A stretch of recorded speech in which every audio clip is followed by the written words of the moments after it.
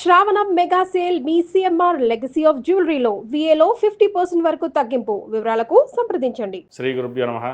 మహాగణాధిపతి నమ. శివాయ గురు నమ. శ్రీ కామేశ్వరీదేవి నమ. సుమన్ టీవీ ప్రేక్షకులకి శుభోదయ శుభాకాంక్షలు. నేను మీ సోమేశ్వర శర్మ. మేషం నుండి మీనం వరకు ఉన్నటువంటి రాశి ఫలితాలు నా పరిజ్ఞానం సంకరించే మేరకు ఈ నెల 10వ తారీఖు నుండి 16వ తారీఖు వరకు వర్తిస్తాయి. ముందుగా గోచారం.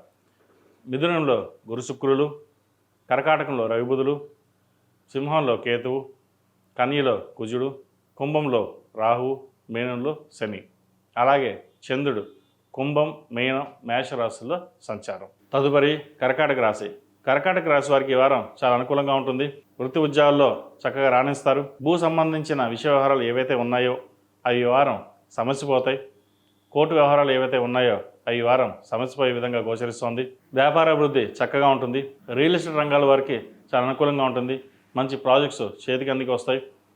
ఏదైతే ఒక కొత్త ప్రాజెక్ట్ని ప్రారంభించాలి అని ఏదైతే యోచన చేస్తారో అది ఈ వారం నెరవేరుతుంది. అదేవిధంగా వ్యాపారంలో భాగస్వాములు మంచి ఒక అండర్స్టాండింగ్ తోటి ముందుకు వెళ్ళడం జరుగుతుంది.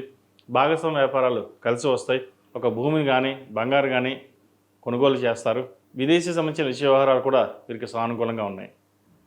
ఈ రాశివారు ప్రతిరోజు ప్రతినిత్యం హనుమాన్ చాలీసా పఠించడం చెప్పదగిన సూచన. ఆరోగ్యపరంగా మటుకి చిన్న చిన్న చికాకులు ఉంటాయి. ఒక పని ప్రారంభిస్తే అది వెనక్కి వెళ్తోంది, ఒక పని పూర్తయితే ఇంకో పని మీద ఇబ్బందికరంగా వాతావరణం ఉంటుంది అనే మనస్తాపనకు ఎక్కువ ఉంటుంది. అదేవిధంగా సంతానంలో కూడా చిన్నపాటి విభేదాలు ఉండే అవకాశం ఉంది. వాటి వల్ల కూడా హెల్త్ పరంగా ఇబ్బందులు ఉండే అవకాశం గోచరిస్తుంది. ఏదైనా సరే కూర్చుని పరిశీలించడం అనేది చెప్పదగినది. నలుగురు సలహాలు తీసుకోండి, అది మీరు అమలుపరచండి. ఏదైనా సలహా తీసుకుని అన్ని సలహాలు తీసుకోండి. ఏది ఫైనల్లో అది ఆలోచించి ముందుకు వెళ్ళండి. మంచి ఫలితాలు సంప్రాప్తిస్తాయి. ఈ రాశిలో నిర్మించిన విద్యార్థులకు చెప్పుకోదగిన స్థాయిలో ఇబ్బందులు ఏమీ లేవు. విదేశీ వ్యవహారాలకు సంబంధించిన విషయ వ్యవహారాలు సానుకూలపడతాయి. విదేశాలు అనుకున్న వారు కూడా మంచి అవకాశాలు కలిసి వస్తాయి. అయితే అష్టమ రాహు నడుస్తోంది, ద్వితీయంలో కేతువు. ఈ అష్టమ రాహు వల్ల ఆరోగ్యపరంగా సెల్ఫ్ డ్రైవింగ్ విషయంలో కొన్ని జాగ్రత్తలు తీసుకోండి. ఎక్కువగా అతిగా ఆలోచించడం, ఉన్నది లేనట్టుగా లేని ఉన్నట్టుగా భయభ్రాంతులు కావడం అనేది జరుగుతుంటాయి. అవన్నీ పక్కన పెట్టి దైవనామస్మరణ చేసుకుని మీ మనస్సంకల్పం ఏదైతే చేయదలుచుకుందో అది దృఢంగా చేయండి. మంచి ఫలితాలు సంప్రాప్తిస్తాయి. ఎవరికి ఏది భయపడాల్సిన అవసరం లేదు. మీ మనోధైర్యమే మిమ్మల్ని ముందుకు నడిపిస్తుంది. అదేవిధంగా మీ జీవిత భాగస్వామి సలహాలు సూచనల మటుకి తప్పకుండా పాటించండి. తద్వారా మీరు లాభపడతారే కానీ ఏ రోజు నష్టపోరు. ఈ రాశిలో నిర్మించిన స్త్రీలకు వృత్తి ఉద్యోగాల పరంగా కూడా వ్యాపార పరంగా బాగుంటుంది. జీవిత భాగస్వామి పట్ల కొంత ఆరోగ్యపరమైన ఇబ్బందులు గోచరిస్తోంది.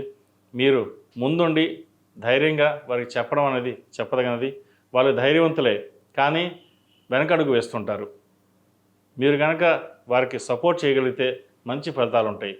పిల్లలకి మీరు ఎంత సపోర్ట్ చేస్తున్నారో అదేవిధంగా జీవిత భాగస్వామి కూడా మీరు అంతే సపోర్ట్ చేస్తారు. కొంతమందికి అర్థం అవుతుంది, కొంతమందికి అర్థం కాదు. ఇది అందరికీ కాదండి, కొంతమందికే చెప్తున్నాను. కాబట్టి ఇటువంటి విషయాల్లో చక్కగా మీరు రాణించండి. మంచి ఫలితాలు ఉంటాయి. వృత్తి వ్యాపారాలు కూడా మీరు చక్కగా నిర్వర్తించగలుగుతారు. మీకున్న తెలివితేటల్ని సద్వినియోగపరచుకోండి. కోపాన్ని తగ్గించుకోవడం చెప్పదగిన సూచన. ఈ రాశిలో జన్మించిన వారికి కలిసి వచ్చే సంఖ్య 6, కలిసి వచ్చే రంగు నావీ బ్లూ. అదేవిధంగా ఏదైనా పని మీద బయటకు వెళ్ళేటప్పుడు శుక్రవారం నాడు కానీ మంగళవారం నాడు కానీ వెళ్ళండి.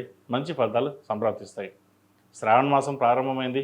ప్రతిరోజు ప్రతినిత్యం మహాలక్ష్మి అమ్మవారికి కుబేరు కుంకుమతోటి, ఆరవల కుంకుమతోటి పూజించండి. అదేవిధంగా ప్రతిరోజు ప్రతినిత్యం ఓం నమో నారాయణ ఒత్తులతోటి దీపారాధన చేయడం చెప్పదగినది.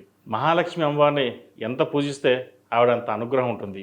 అయితే శ్రీమన్నారాయణని పూజిస్తే అంతకంటే ఎక్కువ ఫలితం ఆవిడిస్తుంది. విష్ణు సహస్రనామ పారాయణం కానీ విష్ణు అష్టోత్తరం కానీ చదవడం వల్ల సకల సంపదలు ఆవిడే ఇస్తారు. మనకి ఆరాధ్య దైవం లక్ష్మీదేవి అయితే అమ్మవారికి ఆరాధ్య దైవం విష్ణుమూర్తి. హనుమంతుని ప్రసన్నం చేసుకోవాలంటే రాముడు వారిని ప్రసన్నం చేసుకుంటే చాలు. అదేవిధంగా మహాలక్ష్మి అమ్మవారిని ప్రసన్నం చేసుకోవాలంటే నారాయణ ప్రసన్నం చేసుకుంటే చాలు. ఆ నారాయణ ఆశీస్సులు ఉంటే అమ్మవారు ఆటోమేటిక్గా అమ్మవారి అనుగ్రహం అందరికీ లభిస్తుంది. కాబట్టి అమ్మవారిని ఎంత పూజిస్తామో అదేవిధంగా స్వామివారిని కూడా పూజించండి. ప్రతిరోజు విష్ణు సహస్రనామ పారాయణం లేదా విష్ణు అష్టోత్తరం తోటి కుంకుమార్చన చేయండి. ఇటు లక్ష్మీ అష్టోత్తరం అటు విష్ణు అష్టోత్తరం రెండు చేయండి. దానివల్ల మంచి ఫలితాలు ఉంటాయి. ఇది నేను చెప్పిన కొత్తగా విషయం కాదండి, పెద్దలు చెప్పిన మాట నేను మీకు చెప్తున్నాను. కాబట్టి ఇటువంటి చిన్న చిన్న పరిహారాలు చేసుకోండి, మంచి ఫలితాలు ఉంటాయి.